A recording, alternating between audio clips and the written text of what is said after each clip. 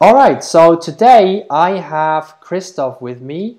Christophe is going to talk a little bit about himself, going to give a quick introduction about himself.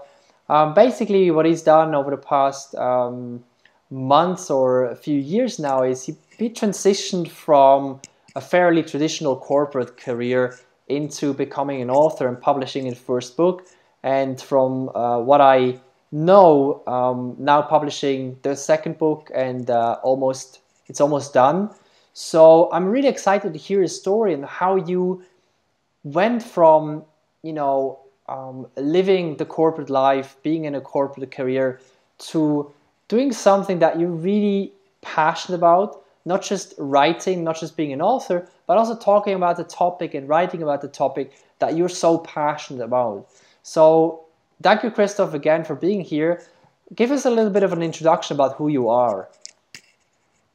Okay, hello, Daniel. Thank you very much for giving me the opportunity to talk to you today. Where to start? I am 45 years old. I'm married and I have a son who is 12 years old. I've been living for a good part of my life in Switzerland, but also in many countries in Eastern and Central Europe, and more recently in South Africa. And actually, I've just relocated to Australia, and I live now in Sydney.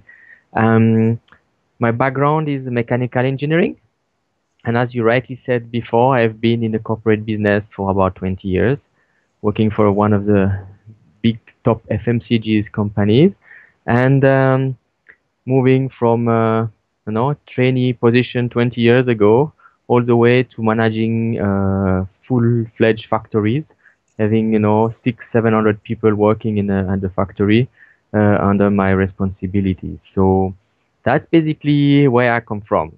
Mm-hmm. Mm-hmm. Okay, so that's what you've done in your corporate career, and what made you change? I mean, why are you not still in that corporate career? What was the change? What was the factor that made you change where you realized this is not really the thing I want to do my entire life? Look, I think it's different thing. I think you come to a point in your life where you have been working with the same company. In my case, 20 years. Even though I've been in many countries and I've seen so many fantastic people and different environments, I think there is always a moment where the business changes around you, the environment changes around you, and you feel that maybe it's time to move on and do something else. Uh, and that's basically what happened to me after 3 years in South Africa and 20 years with the same company, where I came to the point and said, you know what, I've been working hard, it was fantastic, but I think maybe now it's a crossroad and it's time to go and do something else. Mm-hmm. Okay, okay. So tell me about that time in South Africa. What have you done down there? In South Africa, I was in charge of a factory, so I was dealing with what I would call end-to-end supply chain. I was looking after about 250 employees in a very harsh condition in an environment where you have a lot of poverty, where you have AIDS, where you have a lot of issues that you will not find in what's the Western world. Mm-hmm. So, but a fantastic experience from a professional point of view, but also from a private point of view. Okay, okay, okay. So that was your time in South Africa. Now let's talk about today. So you've transitioned from this corporate career into something completely different. You've become an author, you've published a book, you're now publishing the second book. Tell me a little bit about the books. Tell me a little bit about um, what they are about and how they relate to your passion.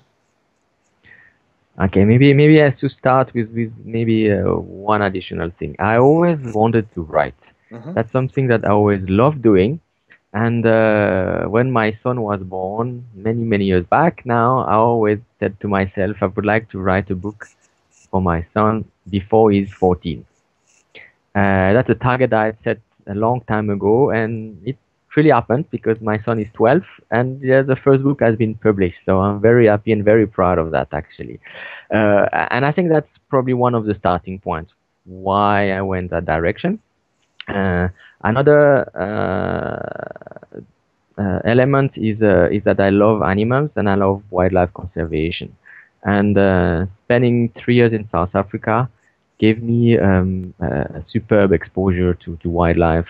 When you go to see, and when you love animals and you go and see the game reserves and the national parks, and you find yourself in front of elephants, gazelles, lions. I mean, it's really something which touched me actually, and so I combine all that into actually willing to write about wildlife, but also to give back to wildlife conservation. So one day I sat down and I started to work on a concept, on an idea of a book, but not only one book, but potentially a series of books about wildlife, keeping in mind that I wanted part of the sales to go back to wildlife conservation. I prepared the first trailer, like it was only a draft of few chapter of a book with a concept, with the idea, and I contacted a former colleague and a friend in South Africa who was I knew that he was an author and wrote 2 books himself. I had absolutely no idea how to write books. I read a lot, but writing is a different story. I had no idea how do you structure a book, how do you um, write they call that a dialogue. I mean, there are some techniques here that I really have no idea, and I thought that maybe to collaborate with somebody who already had written books would be a good idea, and we could work together and join forces and bring this project to a conclusion. So I contacted Arthur, the co-author, and he found the idea very interesting. So there was really something that he liked in the concept. And 3 weeks later, I received a little a little Word document with 5,000 words, and it was the beginning of the book and the first chapter. So, and then we went on to work together on the remaining part of the book.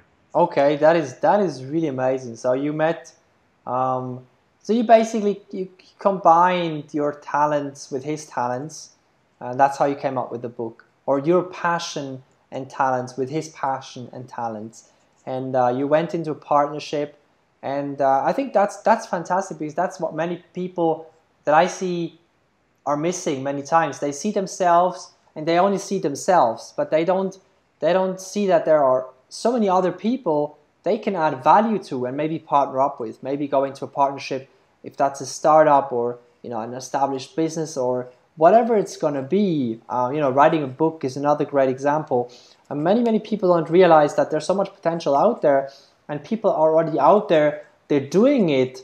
They are, maybe are published authors in your example. Maybe there are published authors, but they lack of deep knowledge about something, or the just the starting point of something. And I think that's what you really bring in there. So, what is the book about? So the book about the first book is about actually the rhinoceros and the illicit trade of the rhino horn. It's really sad to see that actually last year more than 1,000 rhinoceros were killed, mainly in South Africa, just for a couple of kilograms of horns, and that mainly goes to Vietnam and China, mainly for the wrong reason, where people believe that the horn, when you grate it into a powder, becomes phenomenal medicines which cure cancer and everything else. It's not the case. It's basically keratin. It's the same as your fingernails, and unfortunately, with those beliefs and a lot of money involved, then a lot of rhino are being killed, and really that was the starting point of the story, is to write an action book, not something which is too scientific. There's a lot of information in it, but the idea was to write an action book that anybody can read, which is fun, easy to read, with a lot of information about the rhino, but also about Africa, or in the case of of the book, we go also in Asia, as the main issue happens in Asia, and to give a bit more information about also the culture of the people involved in this traffic. Mm-hmm. Okay. Okay. Excellent. So that is the first book. Now, right now, you're publishing a second book already. That's right. The second book is about to be released. Actually, the professional proof editing hopefully will be finished this week.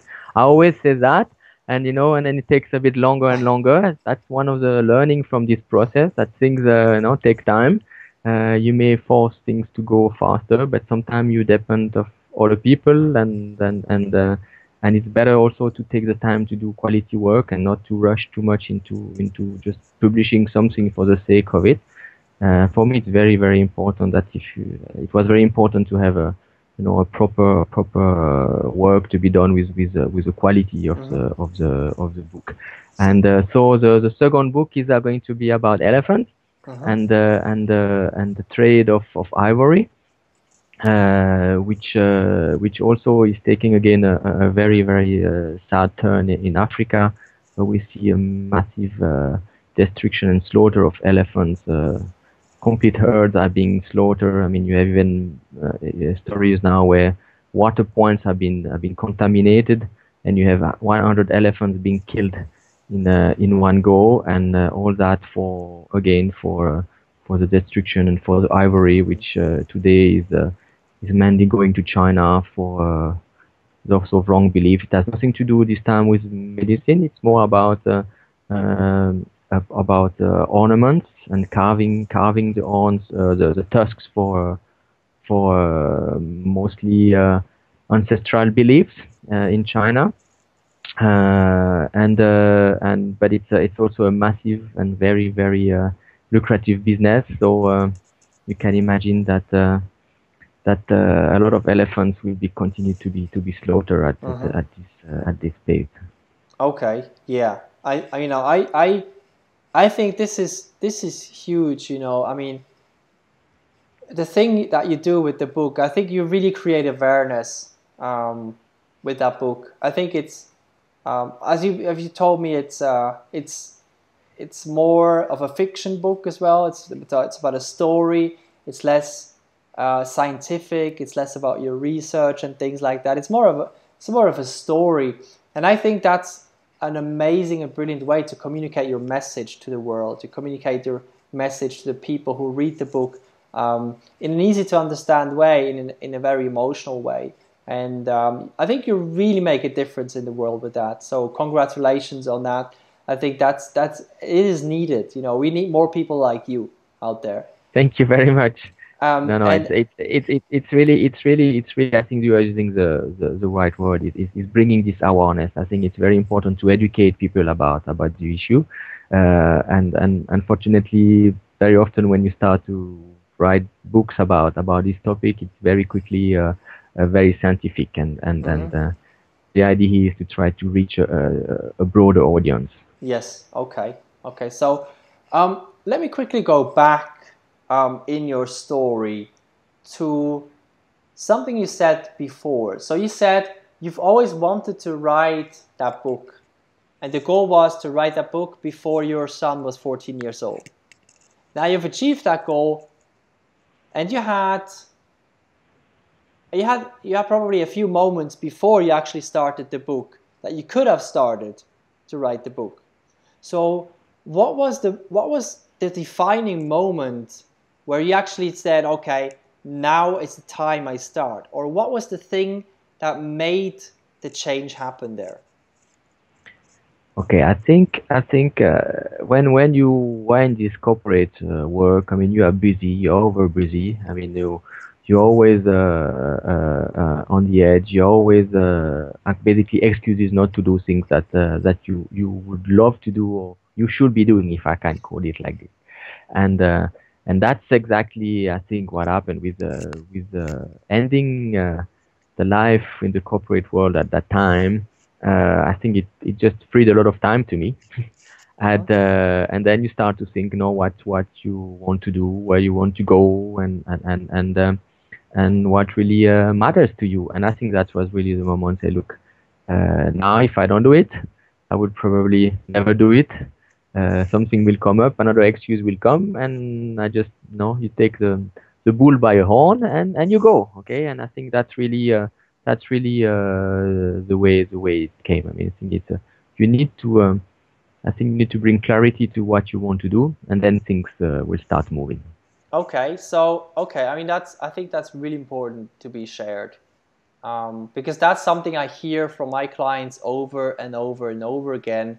Um, One of my clients even called it the golden corporate cage, because you're in there, you're in the daily busyness of things, and many times we forget what we really want. I just started to work with a new client, and she told me when we talked the first time, she told me, 20 years ago I had a dream. 20 years ago I had this burning desire to make a difference, and then the corporate world happened, and then my job happened, and things started to go in a different direction, away from making that difference to just getting to the top. And now she's at the top and realizes after 20 years, I've gone to the top, but it's the wrong ladder. It's not the ladder. The ladder is leaning against the wrong wall. So I think that is so crucial, because too many times we don't take that time to go into the helicopter perspective and see things in the big picture. We're just in the daily business and do little things and little things here, but we don't think about the important things in life. What's really important? Questions that I always ask my clients, like, what kind of story do you want to tell your grandkids when you're 80 years old? What kind of story do you want to tell at your deathbed? What's the legacy that you want to leave behind? I think these are questions that we ask ourselves not enough. And I think for you, it was the perfect time. You got out of the corporate world. You had the time to reflect and really look at your life, look into yourself, and say, so, now I've done this. It was probably a great experience. It was probably needed, because it was probably needed for the journey that you're on right now. But what can I do now? What is the thing that I really want to do? And now I have time, and I have, I can really do it. Plus, you probably remember that goal to write the book, or the dream that you had to write that book before your son turns 14 years old, and you made it happen. And that shift, I think, is crucial. So for you, the shift was really when you got out of the corporate world.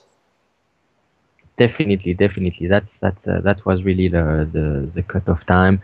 I think, as you said, it's a moment where you can reflect and sit back and say, what do you want to go? What do you want to do? Where do you want to go? I mean, is it to go back to the frantic life of the business? And there's nothing wrong with that. It's just a different choice. Mm-hmm. Or do you want to go and do something, I would say, more personal, more for yourself, and if also having a different impact, not only personally, but on the world. I mean, and that's for me the way with the wildlife conservation, which is under tremendous stress at the moment. I think there's a lot to do, and there's not enough attention because everybody is focused on making more money and more money, and we just forget that this planet is a resource, Mm-hmm. and that this resource is not unlimited. And if we continue like this, well, we can have all the piles of money that we want. We will not be able to survive and to sustain life on this planet. Yeah. I think that was really like the trigger which made me go that direction. Yeah, absolutely agree with you. So I'd love to hear some of your advice. So looking back at the moment you made that change, you got out of the corporate world and you said, okay, I'm really going to reflect on my life now and, really going to do the thing that I've always wanted to do. What do you think are the 3 most important things that took you from where you were to where you are today? Okay, I think the first thing is to have an idea of really what you want. To set a little bit of a goal of a target where you want to go, even if at the beginning it can be a bit blur. Okay, you don't really, are not really sure, but you have an idea of a direction. Okay, for me, yes, writing a book about what? Okay, then I put together the wildlife, but still I was not sure exactly how to do that. So, and then okay, we go in that direction, write a book about wildlife. Now, how do I do that? Okay, and then you reach the first wall. Okay, so how do I pass that first hurdle? I don't know what to write. Okay, what do I do? And then for me, then the next step is, okay, well, look around you. Who can help you? Or can you partnership? Or can you find somebody who could be working with you, teach you, who help you simply to find solutions? So I think what is important here is to start to talk about what you want to do, and suddenly you'll be surprised to see how many people out there who actually may not know themselves, but they will tell you, "Oh, I know somebody who is in publishing business, or I know somebody who wrote a book," and then suddenly some other opportunity arise, and or simply the idea came, "Hey, but Arthur in South Africa, he was writing books, okay, so maybe we can collaborate," and that's really the way it went. And I think that's the second really important thing is don't stay in your corner, because you will I think very quickly be stuck in your own soup, if I can call it like this. I think it's important to get out and talk about it. And what is amazing when you do that actually is that you will see the enthusiasm coming around you. Okay, you will always see people who first will be pretty amazed with what you are trying to do, um, but also always ready to help and share with you either the experience or simply trying to help you. And I think then the third learning is that for me, going into writing books, beside the fact that I didn't know how to write, was completely unknown. How do you publish it? How do you proof it? How do you write it? What is the concept? How do you do a cover page? No idea whatsoever. Okay, so there's a lot of learning which come along that. There's a lot of stumbling blocks where you try to go and find a publisher, and you write to dozens of publishers, and you never get any answer. Today, I still haven't received any answer from any publisher, and I'm still trying to see if I could get published by a broader publisher. And then you find solutions, right? Oh, but look, nowadays ebooks. Okay, well, fine. I have no idea how to write or to publish an ebook, and off you go. You start to find a solution to release it yourself, or through an agent who help you just to do the cosmetic part of publishing it on the online and on paperbacks. So I think here the learning is not to give up. Okay, you will have stumbling block, but if you give up the first one, the second, or third one, you will never get there, and that's normal. That's the same in corporate life, in everything else. The only challenge is it may be a bit more difficult because you may take a turn where you are out of your comfort zone. And out of that comfort zone, maybe there are a lot more of those stumbling blocks than you would like to have.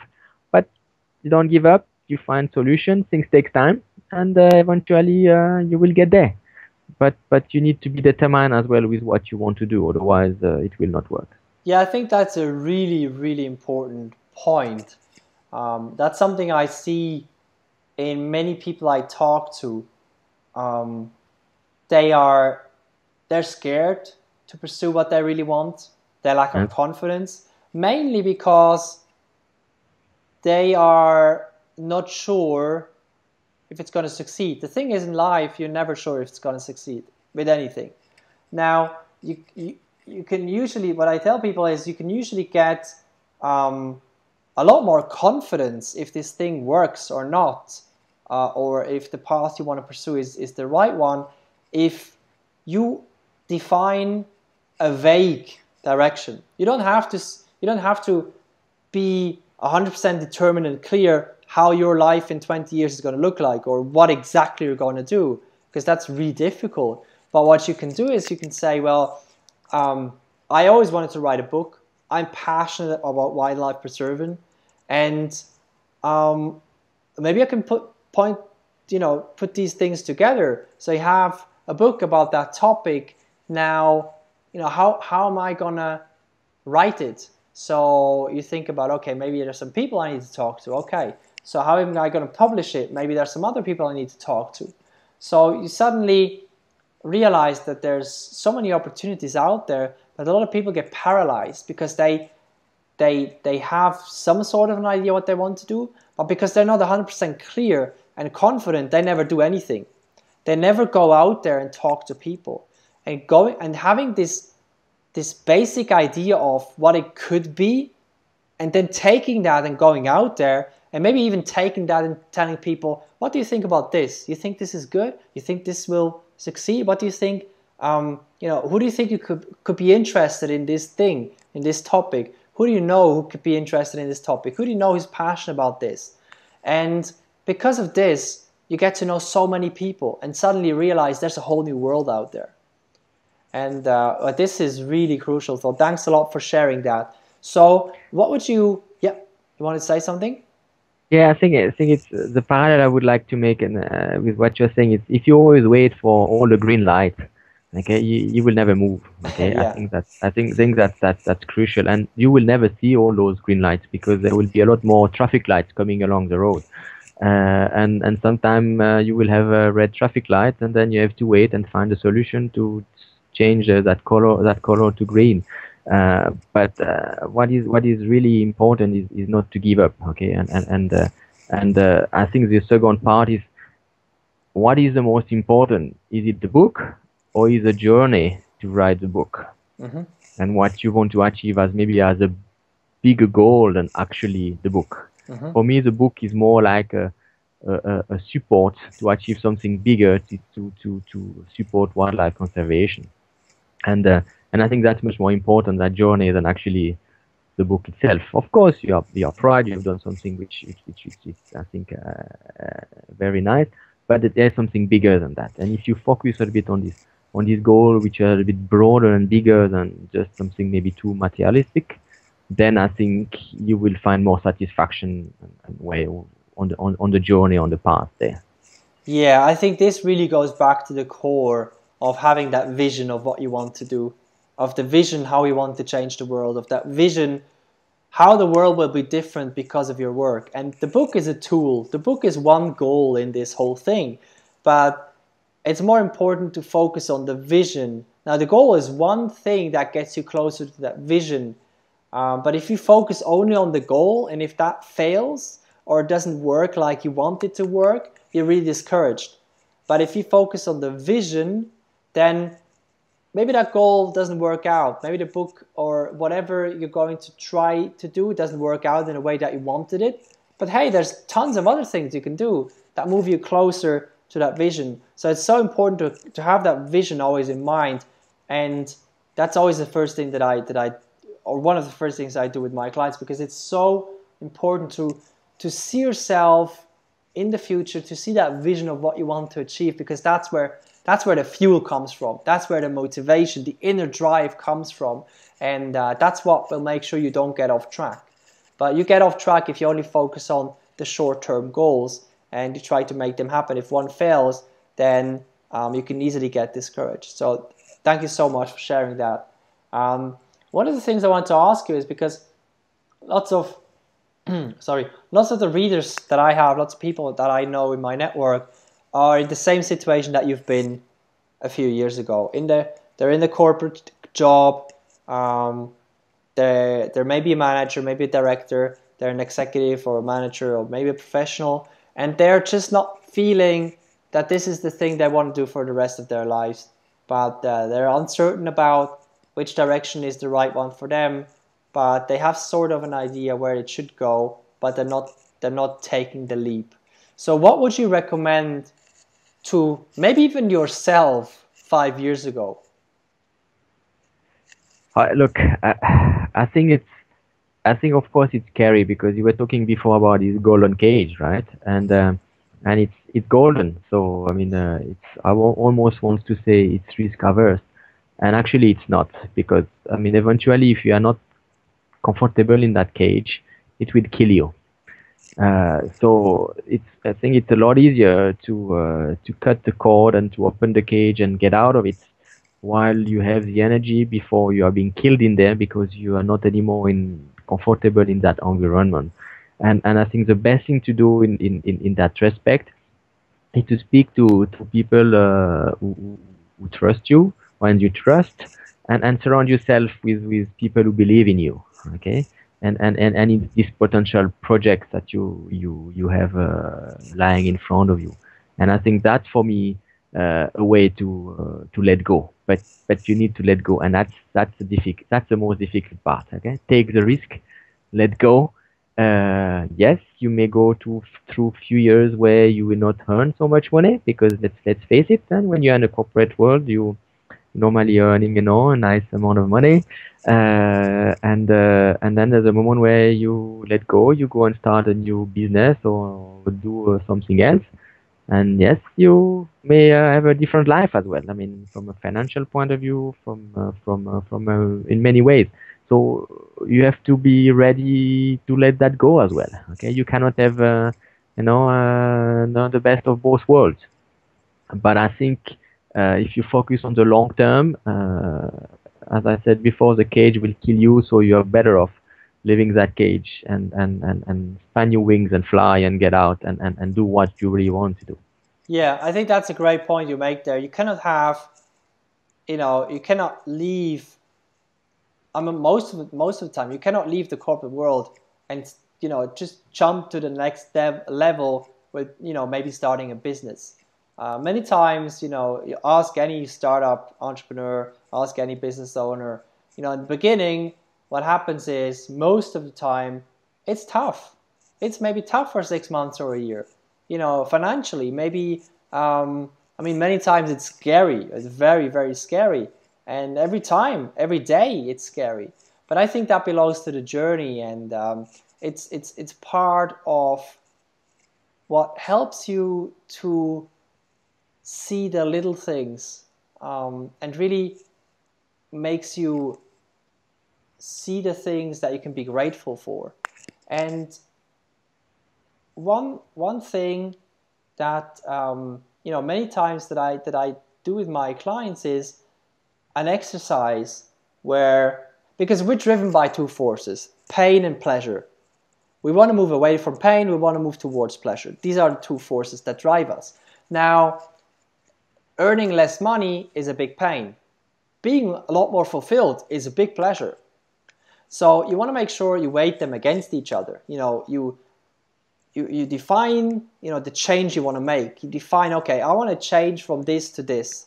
And then you clearly define what happens if you don't make the change. What does it cost you financially, emotionally, physically? What does it cost you to not make that change? Maybe you have a burnout. Maybe, you get fired and you're bankrupt anyway. Maybe, you lose your friends, maybe you lose your spouse because you work so much and you just don't enjoy it. You have no energy at home. You don't see your kids. What is it costing you to not make the change? And then what does it give you to make the change? What does it give you if you make the change? What are the pleasure things that it gives you when you make that change? And then, every day look at that thing. Look at what you've written down. And that will condition your brain to think much more about the ideal future. It will link pain to your current situation and pleasure to the future. It's basically, it's an exercise that I borrowed from Tony Robbins. It's incredibly effective. I've done it for myself. I continue to do it, many times for many of my goals that I want to achieve. And it works really well. It links pain to your current situation if that's not where you want to be, and pleasure to your ideal life where you want to go. So thanks a lot for sharing that. Excellent. So where can people find you? Where can people find your book and about yourself?